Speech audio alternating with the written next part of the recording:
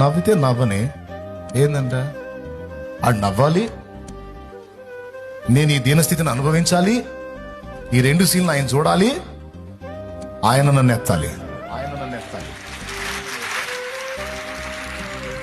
నలుగురు నిన్ను చూసి నవ్వేటట్టు, నలుగురు నిన్ను చూసి అవమానపరచబడేటట్టు నువ్వు అలాంటి పరిస్థితిలోకి వెళ్ళావు అంటే గుర్తుపెట్టుకో, దేవుడు ఒక ఆశ్చర్యకరమైన మలుపు తిప్పి నిన్ను ఘనపరచబోతున్నాడని అర్థం.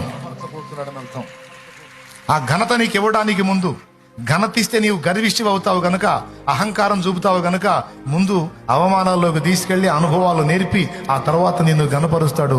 అప్పుడు ఎంత ఘనపరిచినా నువ్వు చెడిపోవు. నలుగురు చాలా తేలిగ్గా మాట్లాడుతున్నారు, అవమానాలు ఎదుర్కొంటున్నావు అంటే డోంట్ వరీ, టైం వచ్చింది. ఏ టైం వచ్చింది? నువ్వు ఘనపరచబడే టైం వచ్చింది. ఎవరు నిన్ను కదిలించట్లేదంటే నువ్వు స్తబ్దంగానే ఉంటావు. ఎవరన్నా నిన్ను కదిలిస్తున్నారంటే దేవుడు కార్యం చేయబోతున్నాడని అర్థం.